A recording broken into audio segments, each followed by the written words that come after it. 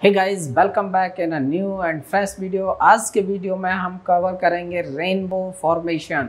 कौन सा फेनोमेना इसमें यूज होता है, किस तरीके से रेनबो का फॉर्मेशन होता है, और ये सारी बातें हम आज के इस वीडियो में सीखेंगे। यदि आपको वीडियो कंटेंट अच्छा लगता है तो लाइक कीजिए, और यदि आप चैनल पर फर्स्ट टाइम विजिट कर रहे हैं तो आप चैनल को सब्सक्राइब जरूर कर लीजिए। साथ ही साथ नोटिफिकेशन बेल को भी दबा दीजिए ताकि आपको इस तरीके के वीडियोस सबसे पहले आपके इनबॉक्स में मिल जाएं और आप इसका लाभ उठा सकें। ओके, शुरू करते हैं, समझते हैं कैसे होता है रेनबो का फॉर्मेशन।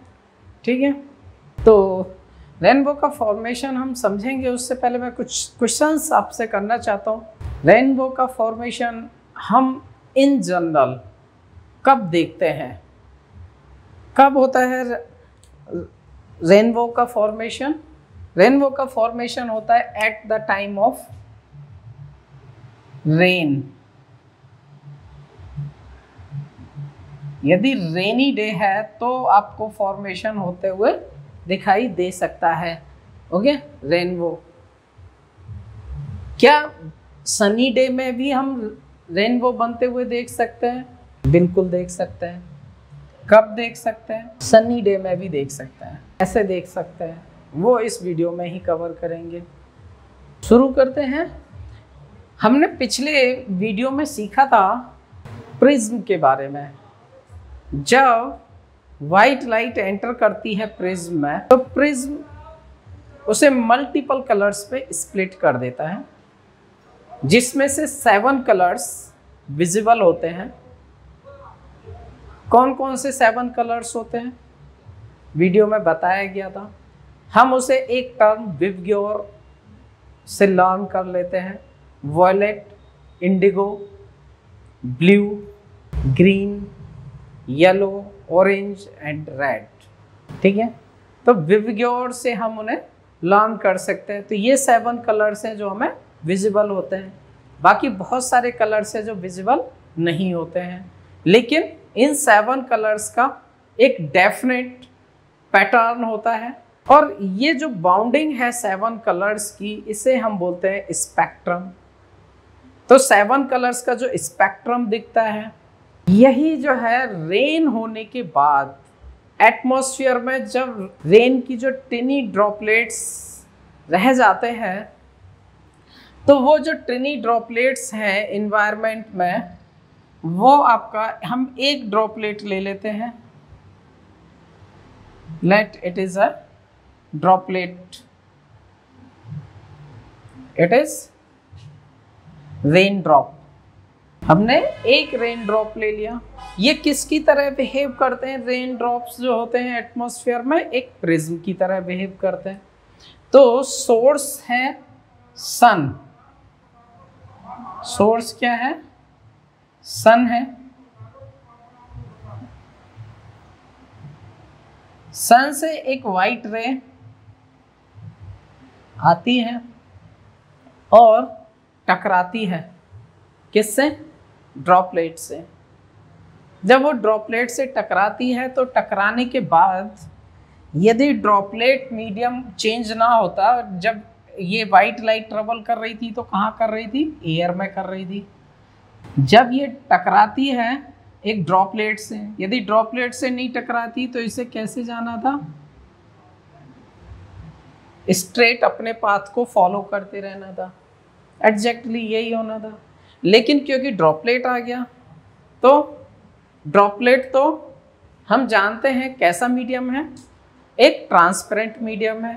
यदि ट्रांसपेरेंट मीडियम है तो इसको क्या करना चाहिए? रिफ्रैक्शन करना चाहिए। क्या करना चाहिए? रिफ्रैक्शन करना चाहिए। तो यहाँ यदि रिफ्रैक्ट करेगी तो इसे इस मीडियम में इंटरनली जो भी चेंज आए फिर इसे बाहर प्रिज्म की तरह आ जाना चाहिए था, है ना? मल्टीपल स्प्लिट फॉर्म में जो भी कलर स्प्लिट होते, लेकिन यहाँ ऐसा बिल्कुल भी नहीं होता है। एग्जैक्टली होता क्या है? ये स्प्लिट तो होती है इन मल्टीपल कलर्स। ओके, स्प्लिट होगी डेफिनेटली, और ये इसके बाद जो आपके कलर्स हैं वो बाहर भी आएंगे। कैसे आएंगे? बाहर भी आएंगे। ये बाहर भी आते हैं। ओके,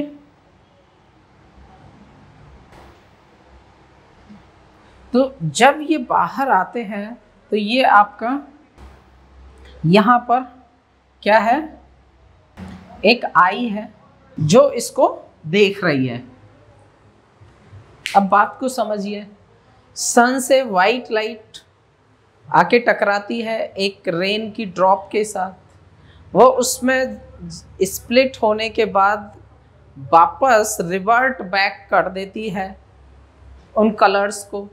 तो ये कौन सा फेनोमेना है, ये फेनोमेना कौन सा है?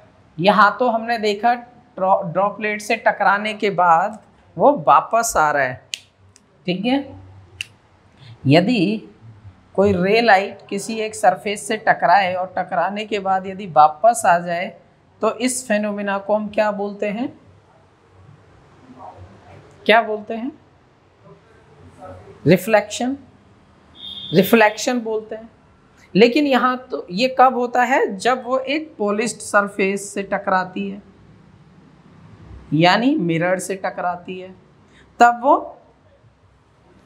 रिफ्लेक्ट होती है। लेकिन यहाँ पर पॉलिश्ड सरफेस बिल्कुल भी नहीं है। यहाँ कौन सा सरफेस है, एक सरफेस क्या है, यहाँ जो मीडियम है वो कैसा है, ट्रांसपेरेंट मीडियम है। तो इसे एक्चुअली में रिफ्रैक्ट करना चाहिए था, रिफ्रैक्शन होना चाहिए था, लेकिन यहाँ पर रिफ्रैक्ट ना होके ये रिफ्लेक्ट हुई है। क्या हुई है, रिफ्लेक्ट हुई है। तो ऐसा कब होता है, ऐसा होता है टोटल इंटरनल रिफ्लेक्शन के कारण।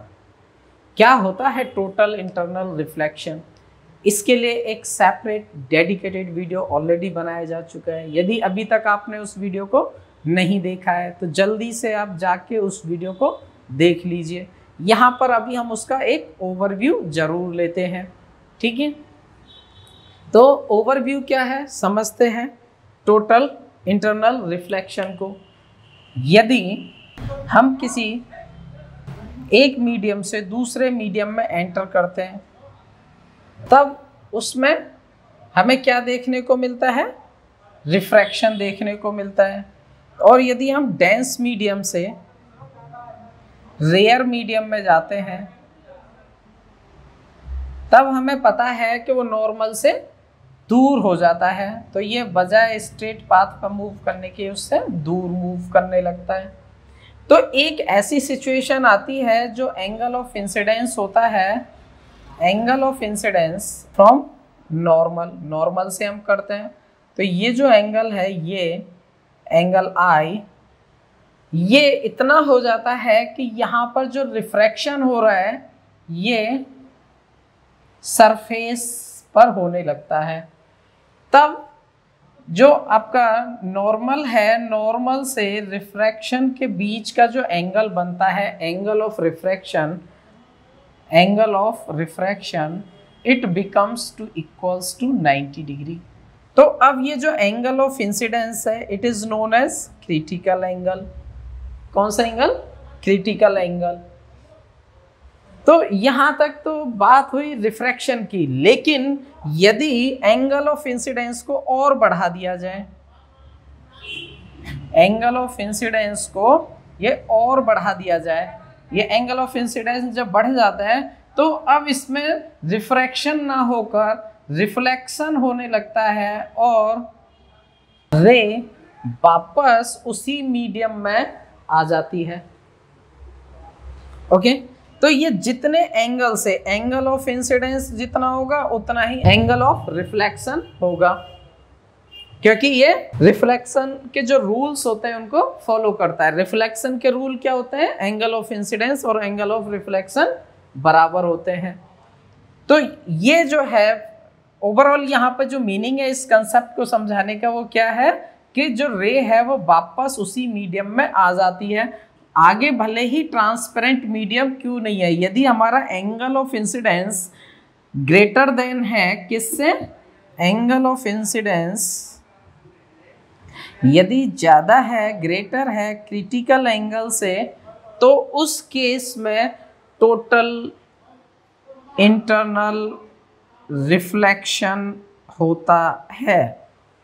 तो यही फेनोमेना यहाँ पर भी होता है। जब वो एंटर करती है एक ड्रॉपलेट में तो उसे स्प्लिट तो करता है, लेकिन यहाँ पर जो एंगल ऑफ इंसिडेंस है वो क्रिटिकल एंगल से ज़्यादा होता है, इसलिए यहाँ पर भी टोटल इंटरनल रिफ्लेक्शन होता है, जिसके कारण वो उन जो कलर्स में स्प्लिट हुई है रे, उन कलर्स को वापस भेज देता है in the direction of sun, in the direction of सन।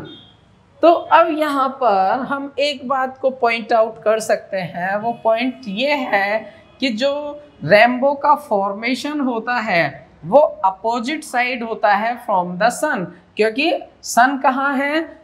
यदि हम इस आई को देखें तो आई के पीछे है सन, तो सन वाली साइड में फॉर्मेशन नहीं हो रहा रेनबो का, किधर हो रहा है? अपोजिट साइड में हो रहा है। क्यों हो रहा है? क्योंकि वो उससे टोटल इंटरनल रिफ्लेक्शन होकर वापस जो है स्प्लिट कलर्स वापस आ रहे हैं, इसलिए आप देख सकते हैं कि वो हम कह सकते हैं कि उसके अपोजिट हुआ है। लेकिन यदि यहाँ ये फेनोमेना नहीं हो रहा होता, टोटल इंटरनल रिफ्लेक्शन नहीं हो रहा होता, तो इसमें रिफ्रैक्शन होता, तो रेज आगे जाती, तो फिर हमें आगे आई को हमें आगे रखना पड़ता, यानी जो भी ह्यूमन है वो आगे रहता, तब वो उस फॉर्मेशन को होते हुए देखता, क्योंकि ड्रॉपलेट से पहले तो ये फॉर्मेशन था ही नहीं, उसके बाद का फॉर्मेशन है। तो यदि ड्रॉपलेट्स बीच में आ जाएंगे और फॉर्मेशन बाद में होगा तो फिर आई उसे देख नहीं पाएगी। ओके, तो यहाँ पर हम देखते हैं कि आई भी हमारा उसी साइड में है जिस साइड में सन है। ओके, और उसके अपोजिट साइड में ड्रॉपलेट्स हैं जो इस फेनोमेना को कंप्लीट कर रहे हैं। ओके, तो इस तरीके से ये फॉर्मेशन जो है रेनबो का होता है। आई होप आपको चीज़ें क्लियर हो गई होंगी। यहाँ पे एक दो पॉइंट है, उन्हें जल्दी से हम रिवाइज कर लेते हैं। वो पॉइंट्स क्या हैं? पहला पॉइंट ये है कि जो इन्वायरमेंट में रेन की ड्रॉपलेट्स होती हैं वो बिहेव करती हैं like a small prism. Okay, ये एक स्मॉल प्रिज्म की तरह बिहेव करती हैं। दूसरी बात ये है कि जो सन से वाइट लाइट आती है वो भी स्प्लिट होती है, लेकिन क्योंकि वहाँ पर यदि क्रिटिकल एंगल से ज़्यादा एंगल ऑफ इंसिडेंस बनता है तो वहाँ पर टोटल इंटरनल रिफ्लेक्शन हो जाता है। तो जब कभी ऐसा होगा तभी हमें रेनबो का फॉर्मेशन होते हुए दिखेगा।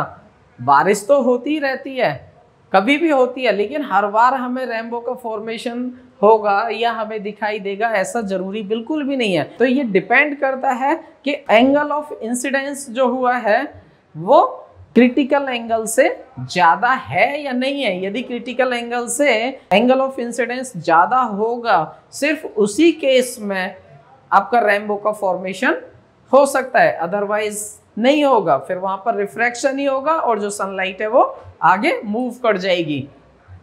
ओके, तो जब इस तरीके से यहाँ पर टोटल इंटरनल रिफ्लेक्शन कब होता है? जब क्रिटिकल एंगल छोटा हो जाता है और एंगल ऑफ इंसिडेंस बड़ा हो जाता है, तब यहाँ पर होता है। नेक्स्ट ये पॉइंट था कि रेनबो का फॉर्मेशन होता है वो सन से अपोजिट डायरेक्शन में होता है। ठीक है, अब हमने जो शुरुआत में एक पॉइंट लिया था, क्या सनी डे में भी हम ऐसा होते हुए देख सकते हैं? तो मैंने जो आंसर दिया था कि यस, हम सनी डे में भी ऐसा होते हुए देख सकते हैं। वो पॉसिबल है कि हो सकता है रेन ना हुई हो। ओके, रेन बिल्कुल भी ना हुई हो तो भी हमें रेनबो का फॉर्मेशन होते हुए दिख सकता है। कैसे दिख सकता है? मान लेते हैं सन अपनी पोजीशन पे है, वहां से जो है लाइट भी आ रही है और हमारा यहाँ पर कोई झरना गिर रहा है। क्या गिर रहा है? झरना गिर रहा है, और जो एंगल ऑफ इंसिडेंस है वो ग्रेटर देन क्रिटिकल एंगल है। जब वो ग्रेटर देन क्रिटिकल एंगल है तो ये रिफ्रैक्ट होके दूसरी साइड में नहीं जाएगी लाइट। उस केस में भी क्या होगा? ये यहाँ से रिवर्ट बैक होगी और मल्टीपल कलर्स में स्प्लिट होके होती है। It is a lot of chance, बहुत ऐसे चांसेस हैं कि आप ऐसा होते हुए देख पाएँ कि यदि कहीं पर झरना गिर रहा है, कहीं पर स्ट्रीम्स फ्लो हो रही हैं, ओके, तो उस केस में हो सकता है कि यहाँ पर भी आप रेनबो का फॉर्मेशन होते हुए देख पाएं। ओके, तो आज के वीडियो में हम इतना ही रखते हैं, मिलेंगे नेक्स्ट वीडियो में। यदि आपको कंटेंट अच्छा लग रहा है तो आप वीडियो को लाइक कर लीजिए, शेयर भी कर दीजिए अपने फ्रेंड्स को, और यदि इस तरीके की वीडियोस आप देखते रहना चाहते हैं तो आप चैनल को भी सब्सक्राइब कर लीजिए और साथ ही साथ नोटिफिकेशन बेल को दबाना बिल्कुल भी ना भूलें ताकि आपको नोटिफिकेशंस मिलते रहें। थैंक यू वेरी मच, मिलते हैं नेक्स्ट वीडियो में। Till then bye bye.